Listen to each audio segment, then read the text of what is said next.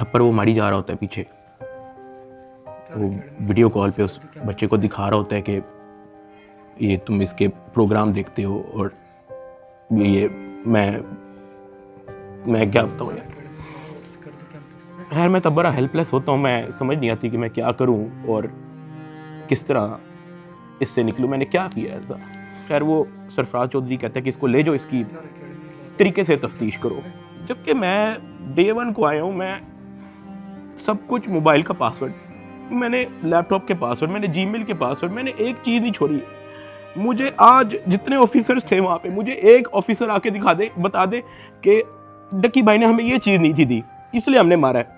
वो तफ्तीश के अंदर इस जगह कोऑपरेट नहीं था कर रहा, इसलिए हमने मारा है। मुझे एक बंदा आके दिखा दे यार।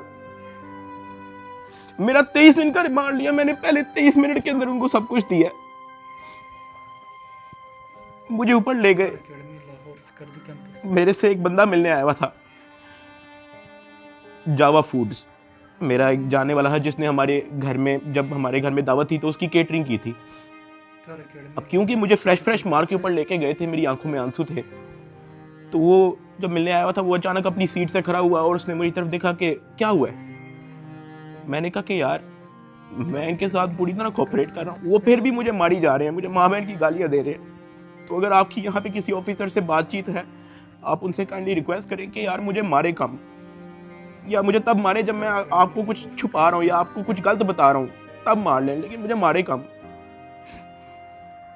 वो बड़ा परेशान हुआ, वो बाहर चला गया, कुछ खाने को मेरे लिए लेके आया था, पिज़्ज़ास या कोई बर्गर लेके आया था। बाहर जाके मुझे नहीं पता कि उनके जानने वाले थे जुनैद सलीम जो एंकर हैं, उन्होंने कहीं उनको बात बता दी। जुनैद सलीम साहब ने जो है वो अपने पॉडकास्ट के अंदर इसका जिक्र कर दिया कि मेरा एक जानने वाला वहाँ पे गया तो डक्की भाई इस हालत में था।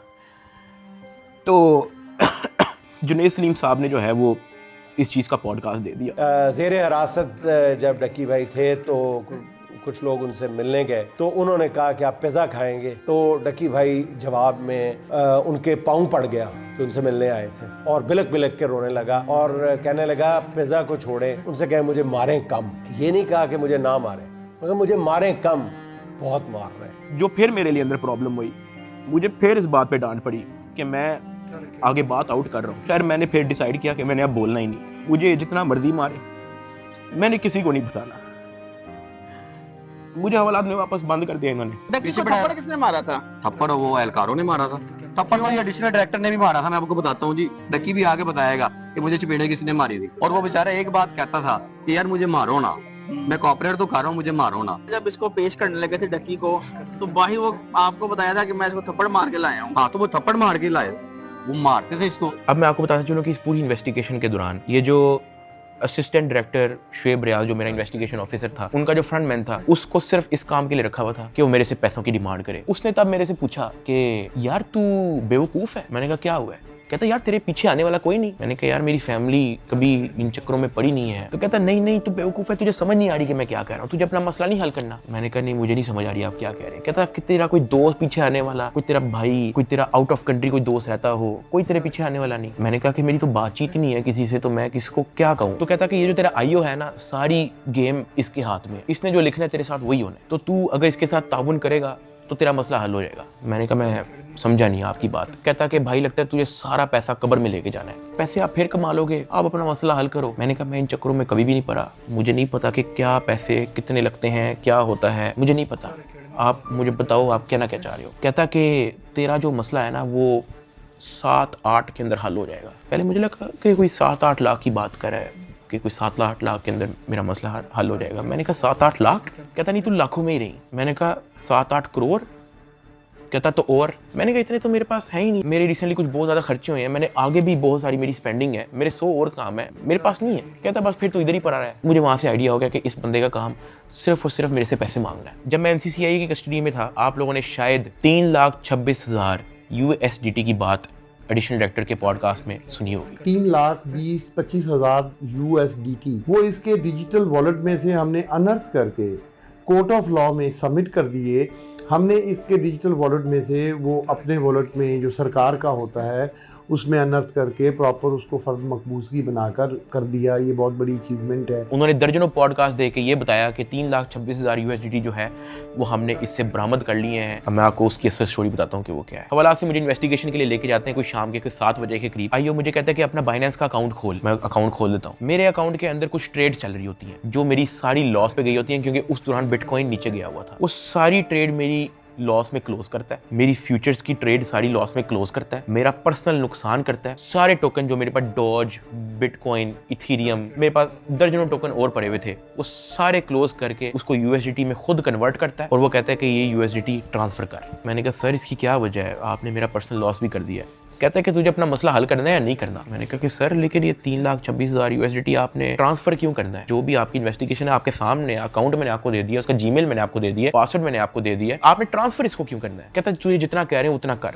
मेरी 15 मिनट उनके साथ बहस चलती रही कि सर ये पैसे ज्यादा हैं, मुझे आप थोड़ी सी इसकी एक्सप्लेनेशन दे दें ताकि मैं मेंटली रिलैक्स रहूं, मुझे थोड़ा सा बता दें कि ये ट्रांसफर आपके पास क्यों करना है। वो मुझे आगे से यही कहता था कि यार लगता है तुझे अपना मसला हल करने का शौक नहीं है। बीच में उसने मुझे बहाने लगाने शुरू कर दिए, यार क्योंकि तू हमारी कस्टडी में है कि तेरा अकाउंट की हैक ना हो जाए, जब तू यहाँ से फारिग होगा तू मुझे बता दी, मैं तुझे सेंड कर दूंगा। आईओ ने मुझे इस तरह की कहानी सुनाई शुरू कर दी। उसने मुझे एक अपना वॉलेट एड्रेस दिया।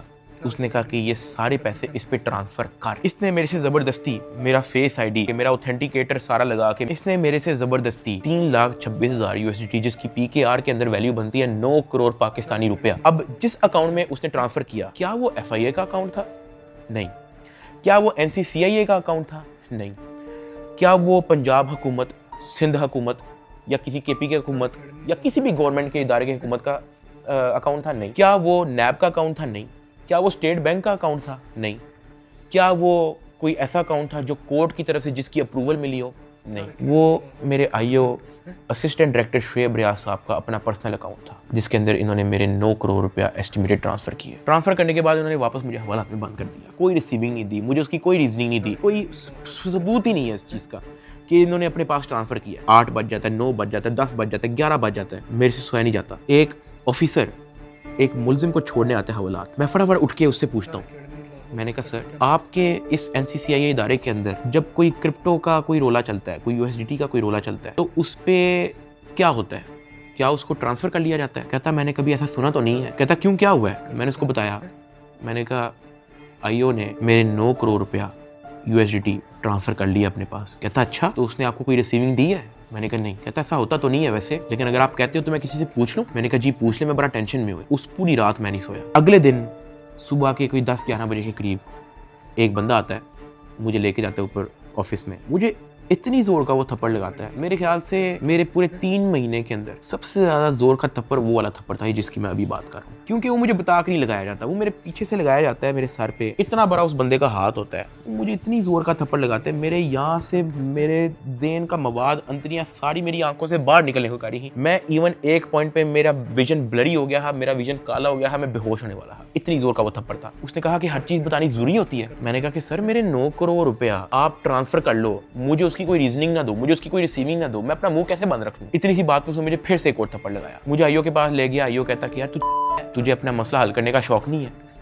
एडिशनल साहब बहुत नाराज है। मैंने कहा सर आपने 9 करोड़ रुपया मेरा ले लिया है, अभी मैं बात कर ही रहा था तो उसने इशारा किया कि इसको बंद कर दो। अब मुझे बंद कर दिया वापस हवालात में। कुछ टाइम के बाद जब मुझे फिर से इन्वेस्टिगेशन के लिए लेके गए तो ये जो मेरी 9 करोड़ रुपया जो इन्होंने ट्रांसफर किया है 3,26,000 USDT, ये बात पूरे डिपार्टमेंट के अंदर फैल चुकी थी। हर प्राइवेट मुलाजिम को पता था, हर ऑफिसर को पता था, हर IO को पता था, डिपार्टमेंट में हर एक बंदे को पता लग गया था कि ये इतनी बड़ी अमाउंट जो है वो शुएब रियाज IO के अकाउंट में ट्रांसफर हुई है। IO ने सोचा इसने बात आउट कर दिया है, सबको पता लग गया है। इन्होंने फटाफट क्या किया, उसकी रिकवरी डाल के कोर्ट में पेश कर दिया कि ये देखो हमने ये पैसे बरामद किए हैं इससे, जबकि उन्होंने बरामद की इंटेंशन से वो ट्रांसफर अपने पास नहीं किए थे। इनकी ये इंटेंशन थी कि पैसा हम अपने पास ट्रांसफर कर लेते हैं, फिर इसमें से कोई इसको 20-30% वापस दे के इससे डील करेंगे। ये इनकी शुरू की इंटेंशन थी, लेकिन मैंने डिपार्टमेंट में बात आउट कर दी। मैंने मार खा ली इसके बदले। मैंने कहा मुझे मारो जितना मारना है। डिपार्टमेंट में बात आउट कर दी, ये लोग घबरा गए, इन्होंने फटाफट कोर्ट में रिकवरी डाल दी, जिसकी वजह से मजबूरन एडिशनल डायरेक्टर सरफराज चौधरी साहब को दर्जनों पॉडकास्ट मजीद देने पड़े कि 3,26,000 हमने इस बंदे से बरामद कर लिया है, जबकि वो बरामदी की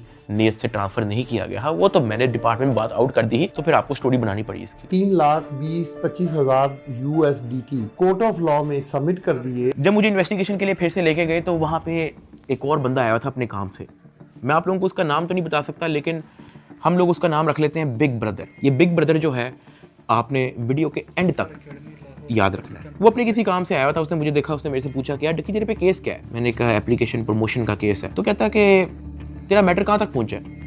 मैंने कहा कि मैं तो पूरी तरह ताउन कर रहा हूँ, मैं तो सब कुछ इनको दे चुका हूँ, मुझे नहीं पता कि इनको अब मेरे से और क्या चाहिए, लेकिन मैं तो पूरी तरह इनके साथ कोऑपरेट कर रहा हूँ। तो कहता अच्छा। उसने उसे सर हिलाया और कहता कि क्या ये लोग तेरे से कोई पैसे भी मांग रहे हैं। अब क्योंकि मैं उस बंदे को पहली बार मिला हूँ, मैं नहीं जानता कि वो कौन है, मैंने उसको कहा कि नहीं, मेरे से कोई पैसे नहीं मांग रहा। उसने ऐसे सर हिलाया, कहता अच्छा, चल ठीक है, अच्छा लगा तेरे से मिलके। वो अपने कामों में लग गया। खैर मेरी इन्वेस्टिगेशन के बाद उन्होंने फिर से मुझे जेल में हवालात में बंद कर दिया। इन्होंने अपनी पूरी कोशिश की कि हम इससे पैसे लें, हम इससे पैसे का पूछें। जब इनको आइडिया हुआ कि मैं इनको किसी भी तरह से एंटरटेन नहीं कर रहा, इन्होंने बहाने से मेरी फैमिली को बुला लिया। अरूब और मेरी अम्मा, उनको ये कह के बुलाया गया कि मेरी उनके साथ मुलाकात। मुझे जब हवालात से ऊपर लेके गए तो अरूब बैठी हुई थी और उसकी इंटेरोगेशन हो रही थी। उसका मोबाइल जो है वो इन्वेस्टिगेशन ऑफिसर के हाथ में था। तो मैंने इन्वेस्टिगेशन ऑफिसर शुएब रियाज साहब से पूछा कि ये आपने इनका मोबाइल क्यों लिया है। तो कहता कि इन पे भी FIR होगी। तो अरूब घबरा गई, उसने कहा मेरे पे FIR क्यों होगी। उसने कहा कि आपने तो हमें साथ से मिलने के लिए बुलाया है, मुझे और मामा को के साथ से मुलाकात हो जाएगी। तो वो कहता कि नहीं, FIR हो ना हो, ये जो आपके शोहर की FIR है इसी में बड़ी जगह है, हम आपको इसी में नामजद करेंगे। अरूब घबरा गई। मैंने अरूब की तरफ देखा, मैंने अरूब की तरफ इशारा किया कि मैंने कहा बस बिल्कुल चुप होके बैठ जाओ, बस ये वक्त गुजारो, बस इस वक्त हम कुछ नहीं कर सकते। खैर वो अरूब से कुछ क्वेश्चन उन्होंने पूछने शुरू कर दिए। मैंने यही कोशिश की कि मैं जल्दी से जल्दी अरूब को वापस भेज दूं घर। उसका मोबाइल वापस मिले ना मिले डजंट मैटर, वो घर जाए। आईओ ने अरूब का मोबाइल रख लिया। मैंने अरूब को कहा कि अब तुम घर जाओ, तुमने वापस नहीं आना। जब अरूब घर गई है तो उसने जब वकीलों से डिस्कस किया तो वकीलों ने कहा कोई बात नहीं, हम प्री अरेस्ट बेल करवा लेंगे। तो अरूब ने कहा ओके। अगले दिन उन्होंने जाके प्री अरेस्ट बेल करवा ली। जब उन्होंने प्री अरेस्ट बेल करवाई तो प्री अरेस्ट बेल की खबर पहुंच गई इदारे में, NCCI ऑफिस में, आईओ के पास और सरफराज चौधरी एडिशनल डायरेक्टर के पास। इन्होंने फिर से मुझे कहा कि अपनी फैमिली को मीटिंग के लिए बुलाएं। मैंने घर वालों को कॉल की क्योंकि उसकी प्री अरेस्ट बेल हो चुकी थी। मैंने कहा चलो अब इसको खतरा नहीं है और इसका मोबाइल भी उनके पास है, तो I think it's not a big deal, मैं बुला लेता हूँ। ऑफिसर्स ने जो है मेरे घर कॉल करवाई। मैंने कहा कि अम्मा वो बड़े अफसरान, एडिशनल डायरेक्टर और इन्वेस्टिगेशन ऑफिसर्स बुला रहे हैं, तो बाकी घबराएं ना, कोई इस तरह कोई नेगेटिव मीटिंग या इस तरह का कुछ नहीं है, तो आ जाएं। मेरी माँ और अरूब प्री अरेस्ट बेल करवाने के बाद एडिशनल डायरेक्टर रूम में आ गए। सरफराज चौधरी साहब कहते जतोई साहिबा आप अपने आप को क्या समझती हैं, आपने प्री अरेस्ट बेल करवा ली है। तो अरूब ने कहा जी। तो कहता अच्छा करवाएं, जो आपने करना करें, 5 रुपए का एक नया सफ़ा आता है, हम एक नई FIR लिखेंगे और आपको पकड़ लेंगे। अरूब मेरी तरफ देख रही है कि ये क्या है, ये किस तरह की मीटिंग है। मेरी माँ परेशान, लाल उनके चेहरे हो गए थे सबके। एडिशनल डायरेक्टर सरफराज चौधरी साहब ने फिर अपना मोबाइल खोला, वहाँ WhatsApp खोला, उन्होंने ऊपर लिखा जज, और ऐसे मेरी माँ को और मेरी वाइफ को लिस्ट दिखाई ऐसे स्क्रॉल करके कि ये देखो मेरा इस जज से भी ताल्लुक है, मेरा इन जज से भी ताल्लुक है, मेरा इस जज से भी ताल्लुक है, क्या कर लेंगे आप। जब वो इस तरह जजेस की लिस्ट दिखा रहा था तो उसने बड़े ऊंचे अल्फाज में बोला कि यहाँ पे जज भी मैं हूँ, यहाँ पे वकील भी मैं हूँ, यहाँ पे सब कुछ मैं हूँ, जितनी आपने प्री अरेस्ट बेल करवानी है करवाएं, नया पर्चे में हम पकड़ लेंगे। हमारे पास कुछ कहने को नहीं था। मैंने वहाँ पे सिर्फ सर को कहा कि जी सर आप सही, बिल्कुल सही कह रहे हैं। मैंने अपने घर वालों की तरफ देखा, मैंने उनको इशारा किया कि प्लीज़ वक्त गुजारें बस। मेरे घर वालों के चेहरे लाल हो गए हैं, मतलब बिल्कुल आप कह लो कि उनके पास कुछ कहने को नहीं थे, दे वर शेकिंग। वो बातें करता गया, हम लोग घबरा गए थे, हमने बस वेट किया कि यार ये कब हमें फाड़े करेगा। जब उसने कहा ठीक है आप जा सकते हैं, मैं, अरूब और मेरी माँ जब उस एडिशनल डायरेक्टर रूम से बाहर निकले, मेरी माँ की आंखों में आंसू थे, अरूब की आंखों में आंसू थे। मैंने कहा कि यार मुझे बहाने से कहते हैं कि आप लोगों को बुला लो, फिर ये इस तरह की हरकतें करते हैं, डराने धमकाने वाली, ब्लैकमेलिंग, थ्रेट्स। मैंने कहा ये सिर्फ और सिर्फ इनका पैसे मांगने का तरीका है ताकि हम डर जाएं, इनको कुछ पैसे दे दें और हमारी जान छोड़ेंगे। तो ये इस तरीके से मुझे, मेरी फैमिली को ज़हनी अजियत देते रहे हैं, ब्लैकमेल करते रहे हैं। अरूब का राइट बनता है कि वो प्री अरेस्ट बेल करवा के आए। आपने अपनी इन्वेस्टिगेशन करनी है, करें। उसने तो अपना मोबाइल भी दे दिया, आप जब बुला रहे हो वो आ रही है, फिर भी आप उसको थ्रेट कर रहे हो कि जी आपने प्री अरेस्ट बेल करवा लिया, कोई बात नहीं, 5 रुपए का नया सफ़ा आएगा, हम आपको फिर अरेस्ट कर लेंगे। और ये सब इनका तौर तरीका था कि हम लोग किसी तरह टूट जाएं और ये जितने पैसे मांगे हम लोग फौरी इनको दे दें। इस दौरान आईओ और उसका जो फ्रंट मैन है, जब उनको पता लगा कि मैं और मेरी फैमिली किसी भी तरह से इनको एंटरटेन नहीं कर रही, कोई पैसों के मामले में लिफ्ट नहीं करवा रही, तो इन्होंने मेरे एक दोस्त से बात की और उस दोस्त को कहा कि इसको मुझे आके कहो कि ये पैसों से मसला हल होगा। उसकी जो भी गपशप हुई मेरे दोस्त ने वापस आके बताई, कहता कि ये पैसे ही मांग रहे हैं। मैंने कहा यार इस तरीके से मेरी फैमिली को ब्लैकमेल कर रहे हैं, इस तरीके से मुझे टॉर्चर कर रहे हैं, ये लोग चाहते क्या है? वो ये कह रहे हैं कि अरूब को हम पर्चे में नामजद ना करें और उस पर कोई नया पर्चा ना दें और उसको अरेस्ट ना करें, उसका वो 1 करोड़ रुपया मांग रहे हैं। मैंने कहा भाई इन्होंने मेरा बैंक अकाउंट ब्लॉक कर दिया, इन्होंने मेरी USDT भी अपनी जेब में डाल ली, मेरे अब्बा जी का बैंक अकाउंट ब्लॉक है, मेरी अम्मा जी का बैंक अकाउंट भी इन्होंने ब्लॉक कर दिया है, अरूब का बैंक अकाउंट इन्होंने ब्लॉक कर दिया है, ज़िया का बैंक अकाउंट इन्होंने ब्लॉक कर दिया है, इवन मुनीब जो अंडर 18 है उसका बैंक अकाउंट भी ब्लॉक कर दिया है। कहानी यहाँ पे ख़त्म नहीं हुई। मेरे दादा अब्बू जिनका मैंने आज तक व्लॉग में जिक्र नहीं किया, आज तक उनकी अपीयरेंस नहीं हुई, 80 साल एंड अबव की उनकी उम्र है, उनका बैंक अकाउंट भी ब्लॉक कर दिया। मेरे पास 1 टका नहीं है इनको देने के लिए। सॉरी। उसने मेरी बात सुनी, कहता अच्छा। उसने एज इट इज जब ये बात आईओ को बताई, आईओ आगे से इसको कहता कि इन्हों दे कोल 40-50 करोड़ रुपया सैट भी पर आउंदा है। मेरे दोस्त ने एज इट इज मुझे ये बात आके बताई। अब क्योंकि मेरी फैमिली ऐसे मेंटल टॉर्चर से गुजर चुकी थी, जब मेरे दोस्त ने ये बात मेरी फैमिली को बताई, मेरी फैमिली ने घबरा के कहा कि प्लीज़ आप किसी और से बात कर लें, अगर वो हमें लोन दे सकता है, कोई उधार हमें दे सकता है तो दे दे। मेरे दोस्त ने इवन मेरे एक और दोस्त से भी बात की, उसने मना कर दिया, कहता यार हम नहीं कर सकते, 1 करोड़ रुपये बहुत ज़्यादा है। मेरे दोस्त ने फिर आईओ से बात की, आईओ कहता कि हम 60 लाख से नीचे नहीं लेंगे, अरूब की हद तक, अभी हम डकी की बात नहीं कर रहे हैं। ये बात जब उसने मुझे आके बताई, मैंने कहा मेरे पास है ही नहीं 60 लाख, या मेरे पास 60 रुपये नहीं है, सब कुछ इन्होंने ले लिया। अगले दिन मेरी कोर्ट में पेशी थी, मेरा रिमांड लेने के लिए जब कोर्ट में गए तो मेरी फैमिली वहाँ पे आई हुई थी। उन्होंने मेरे से हाथ जोड़ के, रंग उनके उड़े हुए थे, कहा कि साद जो कह रहे हैं इनको प्लीज़ दे दो। अरूब कांप रही थी, कहती कि मुझे पकड़ लेंगे, मुझे पता भी नहीं है कि इनको कैसे हैंडल करना है, मुझे नहीं पता कि आगे मेरे साथ ये लोग क्या करेंगे, प्लीज़ ये जो मांग रहे हैं दे दो। जब मैंने उनकी शक्लें देखी फैमिली की, मैंने कहा ठीक है, लेकिन मेरे पास 60 लाख रुपए वाकई में नहीं है, आप किसी से बात कर लें। मेरे मामू आउट ऑफ कंट्री रहते हैं, वो ऑस्ट्रेलिया से फ्लाई करके आए हैं, जो हमने इनको ये सारी कहानी बताई है। मेरे एक मामू इधर पाकिस्तान में होते हैं, वो भी आए हैं, उनसे हमें उधार लेना पड़ा कि प्लीज़ हमारी हेल्प कर दें, हमारा ये मसला है, हमें 60 लाख रुपया उधार चाहिए। उन्होंने 60 लाख रुपया हमें कैश अरेंज करके दिया, वो कैश हमने इन लोगों को पहुंचाया। इनको पैसे जो है मेरे भाई ने भिजवाए थे, मुझे तो पता भी नहीं था कि इनको पैसे पहुंच गए हैं या वो मेरे मामू ने दिए हैं, ये सारी बातों का मुझे बाद में पता लगा। जब इनको पैसे पहुंच चुके थे, अगले दिन मुझे एडिशनल डायरेक्टर सरफराज चौधरी साहब ने मुझे फिर से कहा कि आप अपनी फैमिली को, अगर आपने मीटिंग करनी है तो आप बुला लें। मैंने कहा जी ठीक है। मैंने अपनी फैमिली को बुला लिया और तब एडिशनल डायरेक्टर साहब का रवैया मेरी फैमिली के साथ टोटली चेंज हो चुका था। वहाँ से मुझे आइडिया हुआ कि it was never about the case, it was always about the money. वो मेरी फैमिली से बड़े अच्छे से बात कर रहे हैं, मुझे आइडिया हो गया हाँ कि इनको शायद पैसे पहुंच चुके हैं। वो इवन कमरे से चले भी गए थे, उन्होंने कहा कि अगर आपने अपनी कोई प्राइवेट बात करनी है तो आप कर लें। जब वो कमरे से गए हैं तब मेरी माँ ने, अरूब ने, मेरे भाई ने सारी कहानी बताई कि किस तरह से मेरे मामू ने उधार 60 लाख रुपया दिया है इस सारी कार्रवाई के लिए। मैंने अपनी माँ से माफ़ी मांगी, मैंने कहा यार आई एम सॉरी कि मेरी वजह से इतना कुछ करना पड़ रहा है सबको। कहती कोई बात नहीं, अल्लाह पाक देख रहा है, इट्स ओके। खैर मेरी फैमिली को 5-10 मिनट दिए हैं मेरे से बात करने के लिए और वो चले गए। अब तक मेरा 16-17 दिन का रिमांड हो चुका था, इतना लंबा रिमांड होता नहीं है। अभी वीडियो में कुछ टाइम पहले मैंने आपको कहा था कि बिग ब्रदर एक बंदा आपने याद रखना है। ये बिग ब्रदर इस बार फिर से NCCI ऑफिस आता है, लेकिन ये इस बार मेरे से मिलने आता है। मेरे से पूछता है कि किधर तक पहुंचा तेरा केस। मैंने कहा कि सर मेरी तरफ से तो मैं सब कुछ दे चुका हूँ, मुझे नहीं पता कि इनका क्या इरादा है। उसने मेरे से पूछा कि यार इतना लंबा तेरा रिमांड क्यों हुआ है। मैंने कहा सर नो आइडिया, जबकि मैं इनको सब कुछ दे चुका हूँ। इनके पास मेरे सारे मोबाइल हैं, इन्होंने मेरी वाइफ को भी नामजद किया है, सारे ईमेल पासवर्ड लिए हुए हैं, सब कुछ इनके पास है, ये फिर भी मेरा रिमांड डिमांड करते हैं। कहता अच्छा तो इन्होंने पैसों की बात की है तेरे से, क्योंकि मैं उस बंदे पे उस तरह से ट्रस्ट नहीं था करता। मैंने कहा नहीं, इन्होंने मेरे से कोई पैसों की बात नहीं की। कहता किसी ने इशारा दिया हो, किसी ने इनडायरेक्टली तेरे से डिमांड की हो, या किसी ने कहा हो कि तू अगर पैसे दे देगा तो तेरी छूट हो जाएगी। फिर वही बात कि मुझे नहीं था पता कि वो बंदा कौन है। मैंने उसको कहा कि नहीं। उसने मेरी तरफ देखा ऐसे, कहता आर यू श्योर।